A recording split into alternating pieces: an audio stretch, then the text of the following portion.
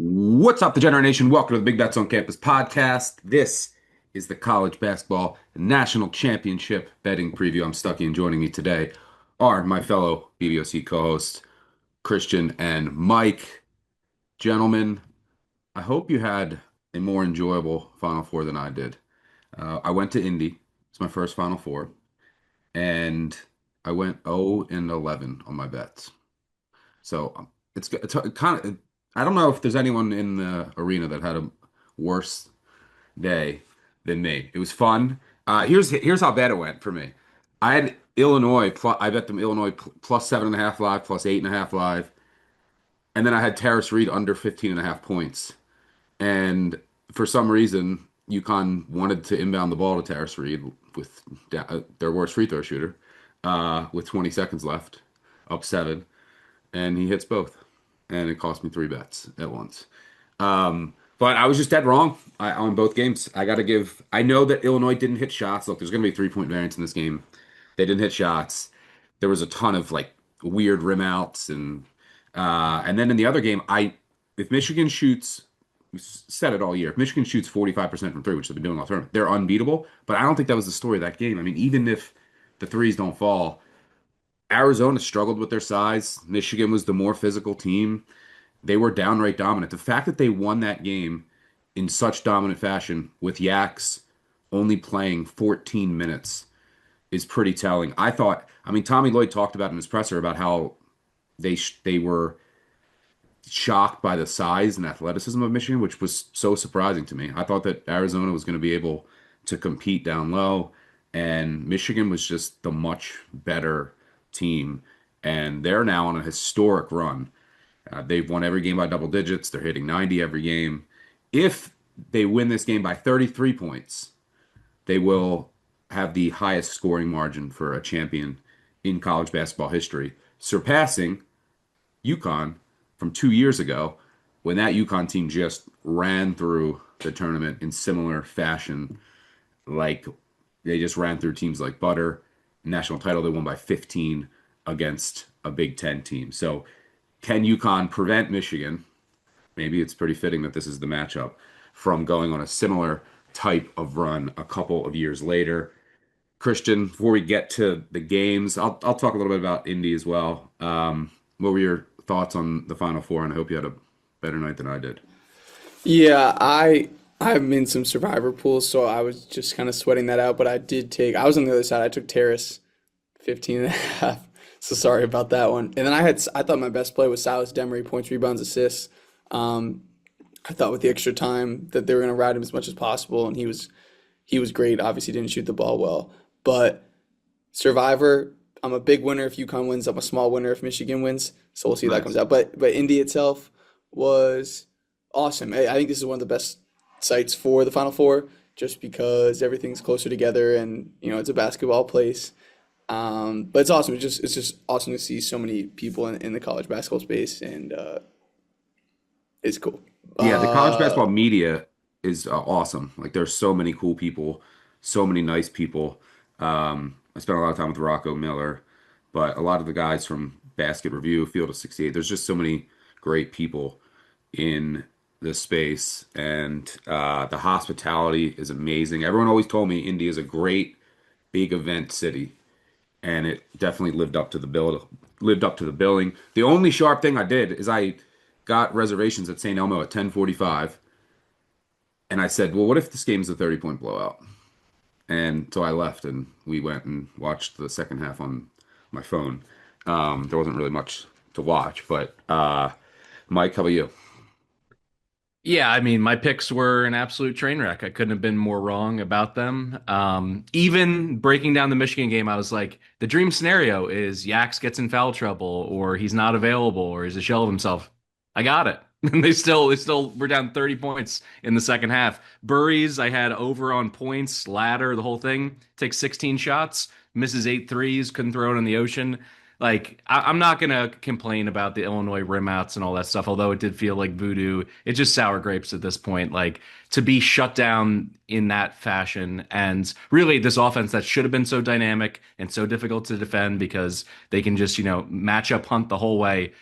This UConn staff, I think what we're realizing maybe as a collective college basketball universe, everyone who's not an alum or a fan of UConn, is just how good Hurley is with this staff. I think there's an element of his theatric, his personality that we want to either not necessarily root against him, but kind of take a little bit off of the praise that he should be rightfully getting, that he kind of acts like a clown at times, which is still true. But this defensive staff has not only proven it during this run, but really, the last 3 years, 4 years, like their work in quick turnaround times. Evan Abrams from the Action Network did a great job pulling out this nugget. When you look at them in the round of 32, quick turnaround, Elite Eight, and national title game, Hurley is 9-0 against the spread with the Huskies covering by 11 points per game. That's usually the most difficult time to be able to have an airtight game plan put together, in a short window, and they just continually keep doing it. So I think the focus needs to be more on this UConn team that we can all agree. We watched them struggle and lose to Marquette. We watched them, essentially have to put up the white flag against St. John's in the Big East final and then mess around with Furman and then almost blow a lead to Michigan State. This is not the killer elite team with Klingon and all the other advantages they had a couple years ago. This is the best coaching job of the season. And I think we're just missing the narrative just a little bit because Hurley still will do something dumb and say something and make himself, the heel and kind of lean into that a little bit. But at this point, I just have to bow down and say, Jesus, what you just did against Illinois, putting them in a box for 40 minutes is one of the best coaching performances I've seen on a national stage like that. The fact that this defense is top 10 with this personnel is nuts. Because think about it, like they were bringing a freshman Donovan Klingon off the bench, and I think Ryba's going to be a good player, but like he's half usable in these games, right? Like he's just kind of eating some minutes, and like Malachi Smith wasn't really usable. They're extracting stuff out of guys like Jaden Ross and Jalen Stewart, but from a talent perspective and defensive personnel, like it's out of this world what they're doing. And just to the point of this season and how they did against St. John's, think about they lost at home to Creighton, man. They gave up 91 at home to Creighton. Michigan, I guarantee you, would have beaten Creighton by 40 to 50 points on a neutral court. And like we'll get to it later on, but just shows you how incredible this UConn team is that they have a shot at Michigan, considering that statement I just said. And the last 18-1 against the spread in his last 19 tournament games. That's so it's just incredible. By the way, also shout out. I got so many people were amazing in Indy. Shout out Big Cat. He very he took care of me, and well, I got to see Golden, who was at their live event. But my favorite moment was this morning at brunch. Was sitting across from a couple of refs. High Knees was there, and Kip Kissinger, and I met Joey Crawford, who is like my dad's idol, because he went to the same high school as him. And I said, Joey, my dad went to O'Hara like you, and he was so I need a picture. And he said, I thought you looked smart. He was so that I sent the picture to my dad and made his day. But you see some legends in at the Final Four, so it was definitely fun. Wish the bets went better, but let's get into the game itself on Monday night. Michigan is a we'll call it 7.5 point favorite. Total is sitting at 144.5. Here are your two choices. Do you fade Michigan, the wagon, or do you fade Hurley? This is a super interesting game that now has a couple added storylines in that how healthy is Yax? He's going to play. I think that's the word on the street, but is he at 80%? Is he at 70%? And you also have Solo Ball. How healthy is he?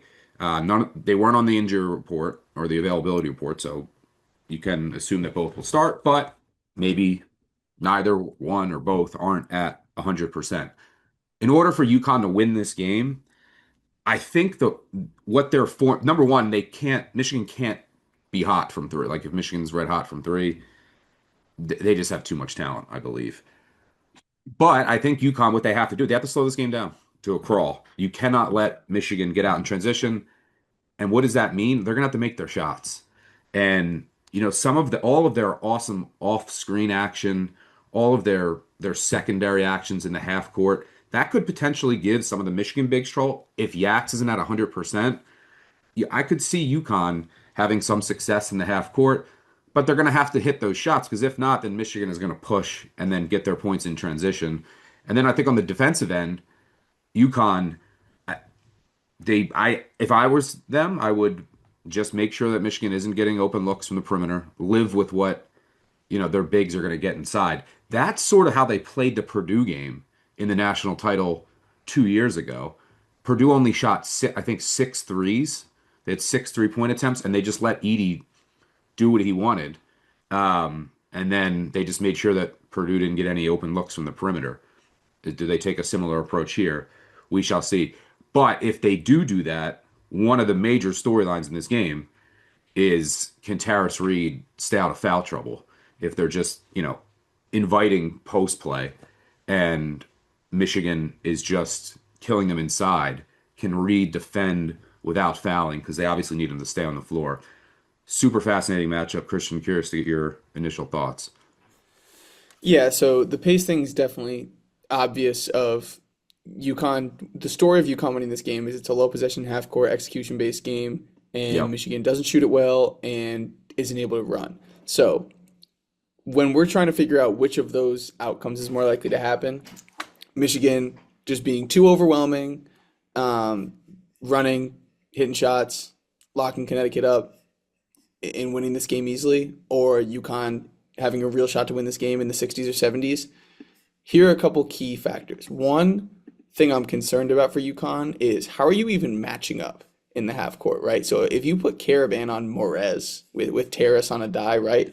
That means you're probably putting Silas Demery on Yaxel, and the Yaxel health question is definitely something to monitor. But even Caravan on Morez, like we saw Boozer and some of the Michigan State bigs like go at Caravan. He does a great job of being vertical and like he can block some shots, but like it's a matchup teams will like to target in the post when they can. Even Mirkovic backing him down for Illinois. And the Yaxel thing, like I think he's gonna play no matter what. Can he get re-injured early in this game? Like I don't want to delve too much into that, but even if he's out there just eating space as a defender, being switchable and keeping guys in front, and then offensively, he's a very good shooter. Like Yeah. like it's extremely real. Like the 3-point shooting he's put on display. But like Michigan in half court games against Iowa was close, right? Against Duke, the very low possession game. Against Purdue in the Big Ten tournament, very low possession game.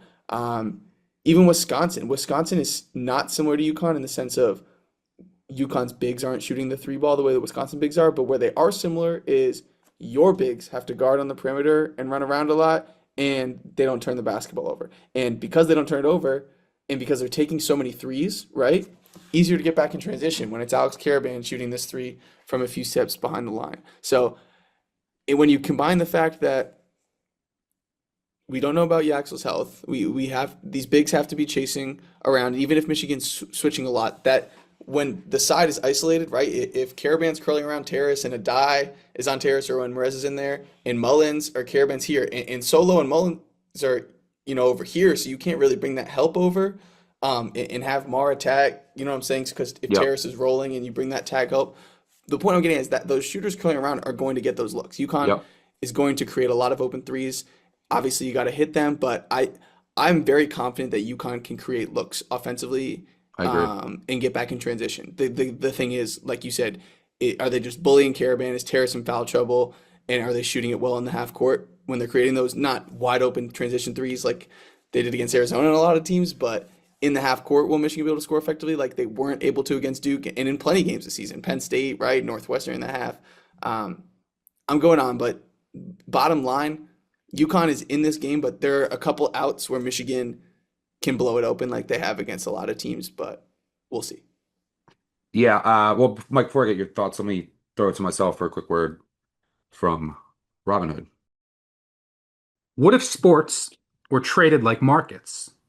Now you can put your sports IQ to work in real time with Robinhood Prediction Markets.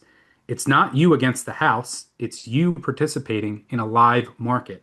You can buy or sell your positions live all game long. Use your sports knowledge in the moments that matter. Robinhood Prediction Markets changes the game. It's people moving the action, so when momentum shifts, you can move with it. I always knew the game, but never had a dynamic way to apply that knowledge. Now I can actually take part live in a market powered by people. You're no longer just a spectator. Play by play, you decide. Trade every play with Robinhood, now available across the US. Download the Robinhood app now to begin. Futures and cleared swaps trading involves significant risk and is not appropriate for everyone. Event contracts are offered by Robinhood Derivatives LLC, a registered futures commission merchant and swap firm. Yeah, I mean, you mentioned that was a great breakdown, and you mentioned two of their three losses were against Duke and Purdue when those games were what 62 and 63 possessions, so they were lower scoring games. Michigan wasn't able to get out and run and turn it into a track meet where they're just so dominant. Mike, what are you seeing here? All right, I'm going to start with this in terms of the transition points because I think it's going to have a big impact on the total. When you look at this tournament run, UConn in the last four games has allowed 21 points in transition, those fast break points in total. And over the entirety of the tournament, this 5 games, just 6.2 points per game. If you look at UConn's games and the way the tempo they want to play at, the overall fast break points scored and allowed is 15.2. Michigan's not that far ahead in terms of what they've been able to score and allow, just 20 points per game in this tournament. Both of those are below the national average. It usually falls between 23, 24 fast break points per game. But UConn obviously wants to gum up the works and slow this down and get to a point where they can maybe be at the 12-minute mark, 10-minute mark of the second half and make Michigan sweat a little bit. They don't want to allow them to land that haymaker and get up by double digits early in this game because they just don't have the firepower. So the way that I'm targeting this is I'm going to go under on the first half. It's sitting at 68.5. And I think the other element that I really like is this Michigan defense just totally overwhelmed Tennessee and Arizona despite giving up a ton of offensive rebounds. Usually when you think about, upsets like this, you say to yourself, if we can just get 15 offensive rebounds, anything can happen. Well, those teams did, and it didn't matter because they couldn't get a single shot to fall inside of 17 feet. When you look at the performance against Arizona, they shot 7 for 20 in the first half from inside of 17 feet. That's 35%. Tennessee was totally lost, 6 for 21. They couldn't make a shot. And I think that's a testament to both Michigan's size, which, Lloyd talked about post game, and their preparation overall in terms of how they're rotating, in terms of not over helping and letting people get open, even, with all of the cutting action and screening and everything that UConn's going to bring to the table. I think this Michigan defense is better suited than most to be able to shut it down. And then the other side of things, it's that combination of tempo, but also preparation. UConn has been dominant in the first half defensively. They only allow 31 first half points per game, which is 17th in the country. And Terrace Reed being the ninth best defensive player in the country per Evan Mia, I feel like there's less of a foul risk, and there's always going to be whistle risk, when it comes to a guy like him. But I think that's mitigated a bit in the first half because Hurley knows he's got to be on the floor to avoid the roof collapsing in on them. So even if he picks up two fouls, I think there's a higher likelihood than usual that Hurley is going to leave him in there. Last piece, we talked about Yax's injury. I'm more pessimistic about it. I understand that he gutted it out. He's, riding on the bike. He's getting medical treatment. He comes back out, the adrenaline of playing in the Final Four. He knocks down two of those threes. He looks great from a shooting perspective, but he's laboring up and down the floor. And you know that the UConn staff is talking about making life hell on him, at least on the defensive end. Make Yeah. him have to play through screens, play through contact, bringing things to him where if you're a half step slow, that can also put you in foul trouble. And this is the last piece here. Per Mia, this is really important in terms of Michigan's lineup efficiency. At its peak, obviously Axel being in the five-man lineup, it drops by 23% to the next best lineup without him on the floor. That's a big drop off. And I understand that their bench has played and McKennie has looked great during this tournament run. But are they Yeah, Kenny's been truly? awesome. He deserves a separate shout out.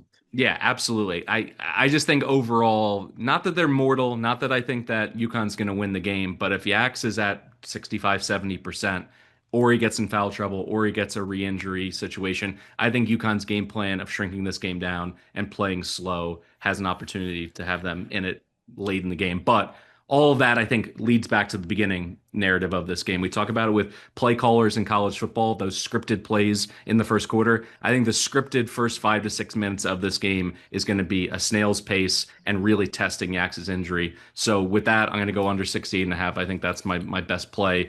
I'm hoping just to see the ball go through the hoop, not literally because I want fewer points, but I need a win after that Final Four humbling. Mike, you just sparked a sick prop idea in my head. All right, What do lay you it on got? me. So UConn wanting to make Yaxel work the most. The way you make him work the most is by putting him on one of the shooters you got to chase around the most. Who's the one guy you don't have to chase around? It's Demery, and who Mhm. I said was probably going to have the matchup with the X on the other end. And Illinois went under on Demery, and he's a good shooter. Like he shot 40% this year, but he just hasn't been the same offensive player since the injury. Outside, he's been a good playmaker still, but he took 6 threes against Illinois. And I think if Yaxel is there guarding him, like there's no reason to be chasing him like crazy. So I think Demery threes is worth a look. It's minus 170 for one. So I'd be probably looking to play two. The other one, this one's sick. Like you have to be sick. You have to be a sick person to play this. But if you're listening to this, that means you probably qualify to at least be in consideration if you have Bet365 where you're at. I mean, we're talking the Ready? college basketball at 12:30 in the morning. So There we go. How about this? This guy hasn't hit this line since, I don't know. It's been at least 6 or 7 games. Eric Riba over 1.5 boards because it is extremely likely he's going to have to play some minutes. He played against Arizona and Kansas and Illinois earlier in the season. We may even have to go to a desperation double big lineup that we haven't seen from them. It's only 2 boards. If you get double I can digit see minutes it. of him, I like Yeah. that. I like that a lot. If you want to get real sick, Let's do it. I don't even know if this will be offered. Riba 3, pick and pop against Michigan. How many? Does he have? What does he have? Like Hey, 2 or 3 on the year? Robbie Avia took like 10 threes. Yeah. Okay. Does Riba have? How many does he have on the year? Maybe a couple. I think he He's has. at 4. All right, if Did the he shoot, video I think producers, he shot. Did he shoot one against Illinois? I think he did. This is gonna be one of those ones you're watching he the did. game with somebody, you say, all right, I got this guy on the bench. He hasn't hit a 3 in 2 months. You gotta give me $100. I mean, this is when the video producers have to put the photo of Hugh Freeze in the hospital bed. That's how sick you have to be to make this bet, but I don't think it's a bad one. We're targeting Riba. He hasn't for multiple attempted props. one since February 18th. Who played 5 minutes against Illinois and went 0 of 1 with no points. That's the guy we want to target. But I could see it. But yeah, at 7.5, I'm inclined to side with UConn, mainly because for 2 reasons. One, there might be a little edge there if Yax is not close to full capacity. And because that on the defensive end, like I completely agree with both of you. And I wholeheartedly agree with Christian when he says, I do think that UConn will get shots. And one of the reasons, there's many, but one of the reasons Hurley and this UConn team have been so good in a tourney setting and so good on these quick turnarounds is because they're such a difficult offense to prep for, right? They are so complex and they run such good stuff in the half court. It's very difficult on a quick turnaround to prepare for that. And if Yax isn't 100%, having to run around, they're going to get looks. Now, if they make them, and it's such a basic handicap, but I think that's what this is going to come down to, because if they make them, obviously you're making shots, it's a good thing, but it keeps you can control the tempo, you keep Michigan out of transition, and I think they'll probably be in this game. I don't know if they have enough to. I mean, Michigan is just so damn impressive. I mean, what they did to Arizona, no one does that. No one did that to Arizona all year.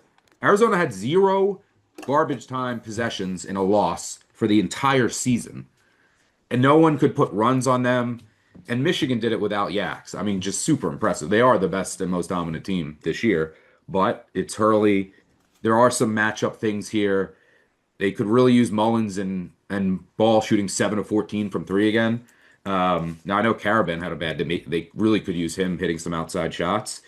And then Reed is going to have to. He's going to have to stay out of foul trouble. But at 7.5, I would most likely side with UConn. That's the way that I'm leaning. Christian, are you going to have a side in this game, or are you staying away? UConn, I have a 17-1 UConn from July, which is ironic because they were 19-1 at the Elite Eight, so I felt a little goofy there, but hey, we're live. So I want UConn. Like, my heart's in it a little bit, and for Survivor, I would win a Survivor pool if UConn won. But when I step back, like, this is easily one of the most dominant college basketball teams I've ever seen in Michigan. I can tell myself the story of UConn absolutely competing this game and winning it. But I don't know if I'm I wouldn't recommend anyone to lay it with Michigan, but in terms of whether I'd stay away or take the points with UConn, like the Terrace out and UConn needing to hit like 12 plus threes, which of course they're capable of doing. But yeah, they need to. Scares me a little bit, Yeah. but let's And they say can't this. have Michigan hit 12 plus threes.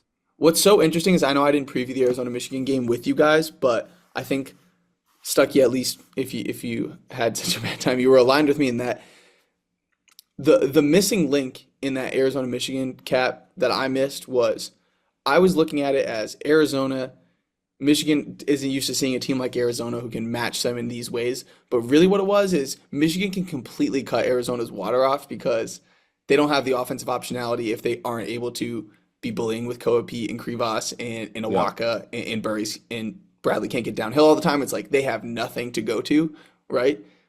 And And like Del Orso couldn't be out there. Like, yeah, exactly.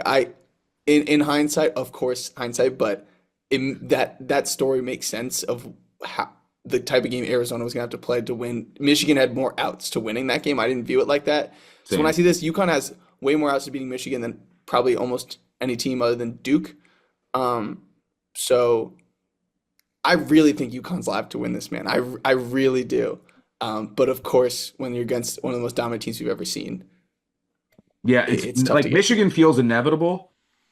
But then it's also Hurley, who always just seems inevitable, which is the conundrum of this game, and what makes it so fascinating. Mike, would you lean with the dog or staying away with the side?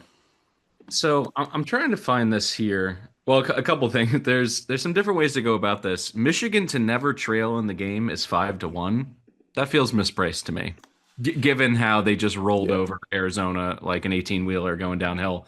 But the other piece of it is, I think from a narrative structure, if you built a parlay that took my under 68.5 in the first half, you took the points with UConn in the first half, and then you took Michigan to win the game. From a game script flow, I could absolutely see myself being comfortable down three at half if you're UConn. It's a lower scoring game, and then all of a sudden the dam breaks in the second half. Like that would not shock me at all. The only issue that I have is that I don't know what these teams are truly going to look like. If it's a doomsday scenario where Yax warms up, he tries to play, and he can't go, and just ends up sitting on the bench. And the same on the UConn side. What do the minutes look like that are handed out with solo ball not being able to contribute? That's kind of the mystery box for me. But I'm trying to build this on the fly here on the app. I'll see what the number comes out to if you go under first half, UConn plus the points first half, and then Michigan, not necessarily to cover the number, but just to win outright. I'll see what that spits out. From a prop perspective, uh, hey, you want to get actually, we didn't even talk about the sickest one. If you want to get very sick, there's a special section on FanDuel, and it's player specials, and there's one player under it, and it's Charlie May to score 1+ point, plus 300, 3-1, are you kidding me? 3-1. It voids if he doesn't play. Um, so Okay, so they're saying that if Michigan pulls him out, yeah, and he gets in the game. 33% of the time he's gonna score. Yeah, I mean, I would not bet that, but it's That's pretty a funny. hilarious. That's a hilarious though. But that's the player special on FanDuel. Charlie May. Should we parlay Charlie May to score with like Ryba threes, alt threes? I'm dead serious about Ryba rebounds being potentially maybe my best bet of like the past month. I dig it. And if there's a Ryba three, I'm gonna feel obligated to bet it. I'm going to But throw this out there. I got my number. UConn plus 3.5 first half, under 68, and Michigan to cover the full game at -7.5. It pays 10-1. I think it's a script I've seen before with Michigan messing around a little bit. They're playing against expert veteran team with a great game plan, or at least I expect them to have a great game plan. But this allows you to kind of play into every angle of this, having it be a rock fight early and then Michigan blowing them out late. so from a player prop perspective, my initial thought is, and I just got burnt on it. Christian, you did not. But my initial thought is maybe read under points. Like there's number one, there's the foul trouble risk. But I think we just saw Arizona's bigs not be able to score against Michigan. We know the size Michigan has. I think UConn is going to have to go 3-point heavy here, and you have to. I think you use Reed more as a facilitator, um, or more than he's used to. Um, so it's scary because he's playing so well. Like he's arguably been one of the MVP of the tournament so far. But I do think UConn is going to go three heavy. Finding out who those guys are is tough. Besides Ryba, obviously. Um, Mullins and Caravan are going to get him up for sure. I would Yeah, expect I six to think I seven might attempts be from looking both. at Caravan, who's Yeah. been here so many times, just had an off shooting night. I think he's definitely going to get some open looks. I also don't hate what you said with Demery. But do you have any other player props you're targeting, Christian? Um, on the Michigan side, maybe a Namari Burnett under, um, because when they're not running, it's harder for him. It's at 7.5, so call it two threes in a bucket. And I just think Trey McKinney's better than him, and will probably play a lot again. And even Roddy Gale, I think's been shooting it better. So no disrespect, I like Namari Burnett a lot, but I probably won't go there. I think it's either going to be Caravan Mullins threes, Ryba boards, Damari threes. I'm pretty UConn coded. Let me just address the Michigan people. Look, it's the most dominant team you've ever seen. In November, they were beating really good teams by 40, Yeah, they right? look So like then that when team again. right, but then when you have these head scratching moments against like the Penn States of the world, the Northwesterns, even Howard in the first round of this tournament, like I look for where's the value? Where are the scratches in the armor? And when your best player is injured, and when you're going against a dude who's won two of the last three titles, there's angles for which the bad Michigan shows up, and that's not something that you generally want to bet on, which is why I'm hesitant on UConn. But I've gotten flack for people saying like that I'm just like anti this Michigan team or don't acknowledge their greatness. I acknowledge their greatness. Like you just have to look at the scores of their games to acknowledge their greatness. It's unbelievable. They pieced in Arizona. Arizona was amazing this year. Their worst game was losing at Kansas, and Kansas has like never lost on Big Monday ever.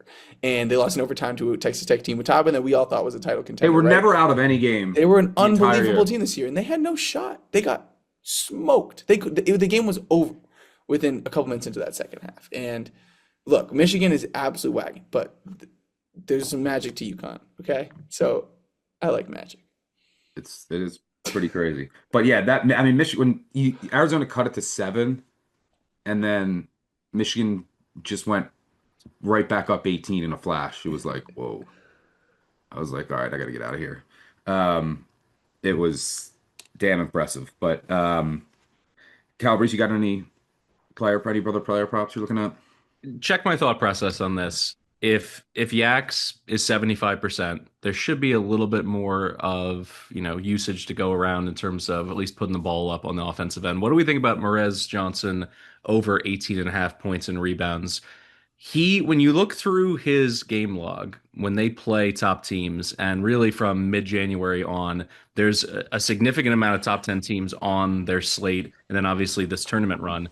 His floor for this prop seems to be about 16 or 17 in the worst case scenario, and he's been way up on the high end, getting to, almost 30, and in some cases 30 for this combo. I think he's somebody that, at least in the head-to-head matchup, if it is Caravan for the majority of this game, I think he can physically dominate this guy. Like I agree with your assessment, Christian. There was times where he can be a good soldier and make sure he doesn't foul and makes it difficult and stays vertical and everything else. But like if this becomes a man's game and putting the ball on the deck and playing through contact, I want Johnson here. And I think there's going to be some points to go around. Even in an ideal situation, if Yax is 80, 85%, I still don't think he's going to have his same kind of shot diet. So I think this one is mispriced a little bit. I think you can get yourself scared away if you're just looking at recent history. He had 17 in this combo against Tennessee. That was a huge blowout. He had 17 in this combo against Arizona, also a huge blowout. Did not need him really in the last 5 to 6 minutes of either of those games. So I think that's artificially bringing this number down.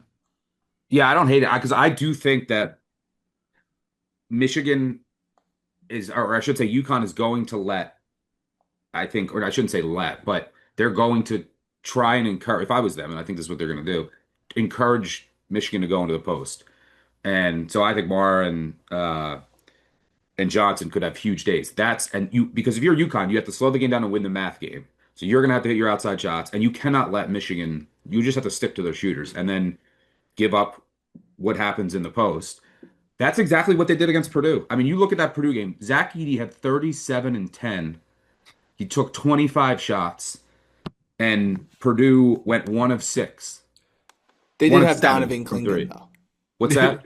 True. They did have Donovan Clingan, the only guy that you could Fair. probably do that to that season in college basketball. Fair, but I'm saying they were going into that game. They said we're not going to let you shoot threes, and that's something that UConn does. They'll run you off the line, and so I do think that the Michigan bigs can have a big game here. And then you also might have Reed being like, "Look, I have to be smart with when I'm going to defend hard, right? And there's going to be times where you just have to let up a bucket and not go for the block, not get in foul trouble. So there could be some easy buckets for. I mean, Mara's incredible against Arizona. So I don't mind the overlooks for the Michigan bigs. I think Morez is definitely sharp. Like I think I said it right at the beginning. Like Yep. and Mike, you just outlined, they don't really have another option other than to put Caravan on him. And Dusty's too smart to not highlight that, right? And Dan's too smart to just leave him on an island, so they're gonna have to do something about it. But that's the clearest I think one-on-one advantage Michigan has. Yeah, I like that look, Mike. And even think about Cam Boozer, he's not like a vertical athlete. So Caravan can stand here, and you're not gonna go. Morez will go over the top and through you, not just through you. You know. Yeah. All right, good stuff. Predictions. I'm gonna say it's close. I hope we get a close game. I said it to a bunch of people this weekend before the game. I said, "Man, it's gonna be hard for this Arizona Michigan game to live up to the hype." That happens in so many sports. The most hyped games, it feels like it's good. It's so hard to how is that game gonna live up to its expectations? It had to be like 82-81 with a buzzer beater. But the fact that that was a blowout was kind of disappointing. So I hope we get a really good game. And I think I think it will be. Now UConn's gonna have to make their shots, like I said, but I do think that Hurley will keep them in it, and I'm gonna say Michigan wins by 5. But UConn will have a chance. What's your prediction, Christian? Um, I'm gonna cheat and I'm gonna say it's either gonna be UConn 74-68 or Michigan 81, UConn 65. Or No 90. They're not gonna hit 90 again. not too slow. 80 is a Yeah. lot against UConn. If they hit 90 again, I mean, this will be the Well, greatest thing actually, ever. wait, one quick thing. Adimar told me this after the Big Ten tournament when I was interviewing him. He said, I asked him, what do you think your team's improved on the most this season? And one thing he said about the struggles is, he was like, we know that we can end games within the first 10 minutes. Think about that sentence. He's right. But like Yeah. they just did that to Arizona. Yeah, Can they do that against you? I think UConn's a really hard team to do that too. yeah. But If we'll anyone see. could do it, Yeah. might be this team. Mike, what's your prediction? Well, we got to have a good game here because the Final Four, and then also even the women's Final Four, all the way to the title game. Although shout out to Jaime Jaquez's sister, who had a huge game for UCLA, and the women's team, 100% of the points scored, all by seniors. That's something that's never going to happen in men's basketball. All right, putting that aside, I'll go 79-70 UConn. Or sorry, 79-70 Michigan. They're going to win it and cover. Um, Another funny story. Who I sat next to at the Final Four there was this girl sitting next to me, and then she told me that she has to go down to the bench area for the second game, and I was just asking her, like, "Hey, where you from?" And she was like, "I went to Campbell." So I was like, "Are you Anthony Delorso's girlfriend?" And she was like, "Yes." Because I was like, "All right, what?" She's going down to the players when she went to Campbell, and has Arizona stuff on. Really nice girl. Wish it could have went better for Arizona, for myself, and for the Arizona fans there. But Oh wait, we didn't address the UConn Terrace Reed revenge game angle of oh him beating yeah, Michigan or them knowing his any trade secrets of Will yes, Shedder and Mari Burnett, which is crazy that on that awful Michigan team, 3 of those dudes are in the national championship game. insane. Yeah, would you? I might bet Reed under. It's scary, but I just see there's like a lot of paths for him to just finish with like 10, 11. Um, You and won't maybe catch me faded in the big dancing bear. I mean, he's been great. He could But go through. I Who says lean he couldn't go under. through Mara? Just right through his chest. If he Get can, him in foul trouble. I was shocked that Arizona couldn't have more success doing some of that. Krivas was awful, man. Krivas had some layups. He couldn't grab a rebound. The ball was slipping off his hands. He And was falling over. Karchenkov looked so off the Oh yeah. entire game. I didn't understand what he was doing. Like the amount of like panic dribble drives and then just dribbling it off his knee was pathetic. And Barry's like jumping on top of a guy trying to get the ball and forcing a terrible mid-range shot, like an important point, like when Michigan was on a run. He was out of sorts. Everyone was out of sorts. You know, really That was looked out of crazy. sorts That was for crazy, guys. Like we'll talk about that game forever. Of like it's we insane. were so excited that we thought it was supposed to be the best game ever. Like the game of the century, and it was over at the half.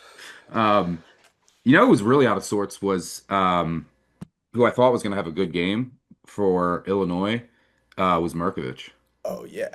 He He was was, emotional too. yeah, he did not look great out there.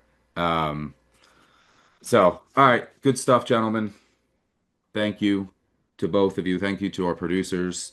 Thank you to all of you for tuning in all season long between college football and college basketball. It's been a fun ride. Thanks to all the other co-hosts, Greg, Duck, I'm forgetting Colin, obviously, for college football. Who else am I forgetting? Everyone who did the conference tournament previews with me. Yeah, Jim Root, Um, the three-man weave guys. Three-man weave. I Awesome. ran into them. I love them. I'm sure I'm forgetting some others, but you know who Wait, you are. Stuckey, Yep. one quick question. What does your Tuesday, April 7th look like?